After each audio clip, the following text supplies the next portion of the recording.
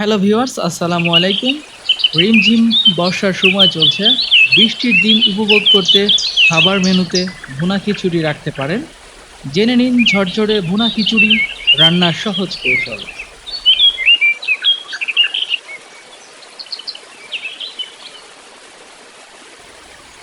প্রথমে আমি দিয়ে দিয়েছি একটি প্যানে কিছু পরিমাণ সয়াবিন তেল।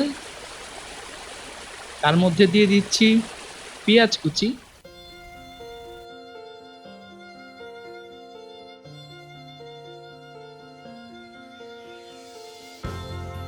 তারপরে আমি দিয়ে দিচ্ছি ৩টা তেজপাতা।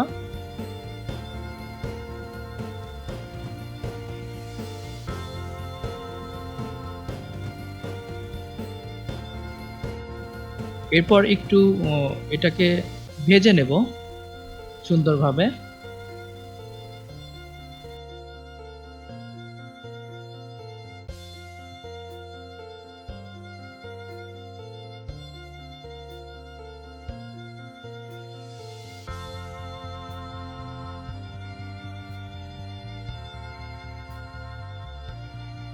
বাদামি কালার চলে আসলেই আপনি তখন দিয়ে দিবেন প্রয়োজনীয় মশলাপাতি।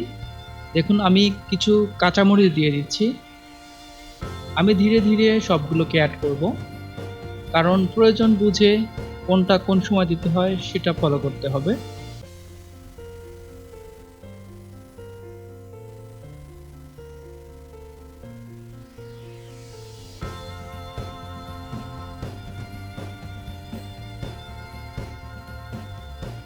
এরপর আমি দিয়ে দিচ্ছি আদা বাটা, এরপর দিচ্ছি রসুন বাটা।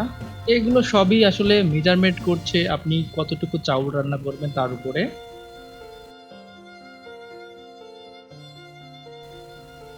যে পরিমাণ চাউল রান্না করবেন সেই অনুপাতে আপনাকে এটা নির্ধারণ করতে হবে।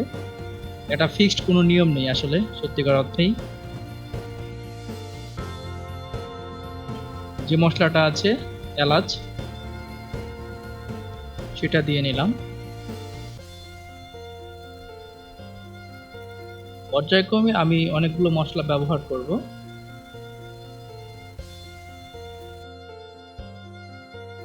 মুগ ডাল সেটা দিয়ে দিচ্ছি, দেখতে পাচ্ছেন। আমি এটা ভালোভাবে ভেজে নেব অনেকটাই।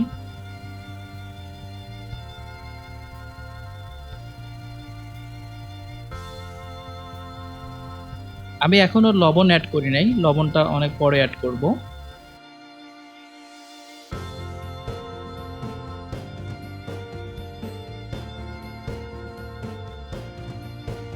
এরপর আমি দিয়ে দিচ্ছি ধুয়ে রাখা পোলোয়ার চাউলটা। ঝরঝরে হয়েছে দারুণভাবে।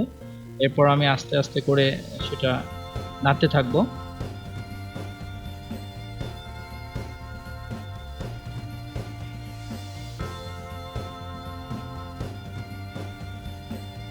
আপনারা স্টেপ বাই স্টেপ ফলো করবেন, তাহলে আশা করি এই ঝরঝরে সুন্দর খিচুড়িটা আপনারাও রান্না করতে পারবেন। এটা খুব একটা কঠিন বিষয় না।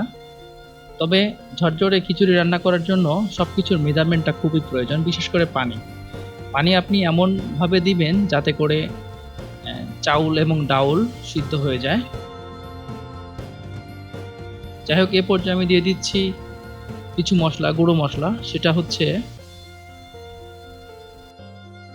ধনিয়ার গুঁড়া, এরপর কিছু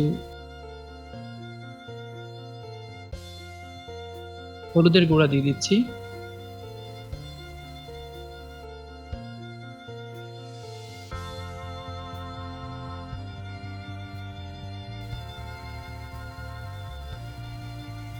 বিভিন্ন মসলা, ঘরে যে মসলাগুলো থাকে সেগুলো দিয়েই আসলে রান্না করছি। আলাদাভাবে বাজার থেকে কিনে এনে রান্না করছি না, বা স্পেশাল ভাবেও কোনো মসলা দিচ্ছি না। বাসায় যেগুলো থাকে সেগুলো দিয়েই রান্না করার চেষ্টা করছি। যাই হোক, আমি সবগুলোকে আরো সুন্দরভাবে একটু ভেজে নিব।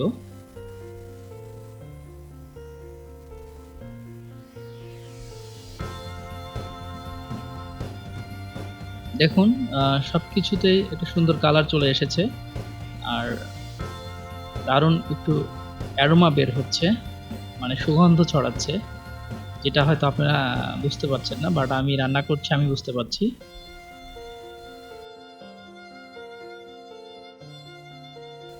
এ পর্যায়ে আমি একটু লবণ দিয়ে দিচ্ছি, তবুও সেটা পরিমাণ মতো। আবার মশলাগুলো এবং চাউল সবগুলোকে একটু মিক্সড করব, আমি ভেজে নিব।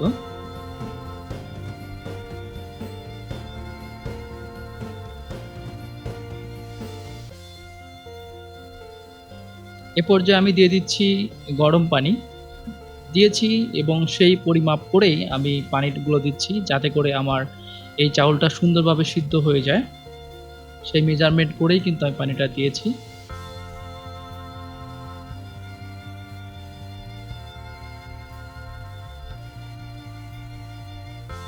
আমি সুন্দর করে নেড়েচেড়ে দিচ্ছি, যাতে করে সবগুলো চাউল যেন পানির নিচে থাকে। আমি একবারের জন্য তুলে নিচ্ছি, নেড়েচেড়ে আবার একবার ঢেকে দিচ্ছি সুন্দর করে।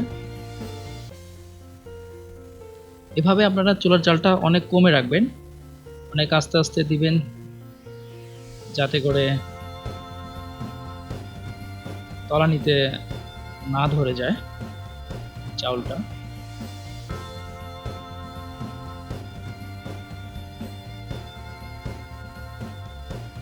আমি সর্বশেষ নাড়াচাড়া করে আবার ঢেকে দিচ্ছি।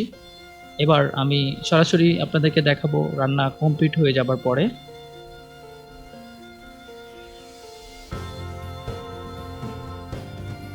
তো দেখতেই পাচ্ছেন বন্ধুরা, এখন আমাদের রান্নাটা কমপ্লিট হয়ে গেছে। আপনারা চাইলেই এখন সুন্দরভাবে সেটাকে পরিবেশন করতে পারেন।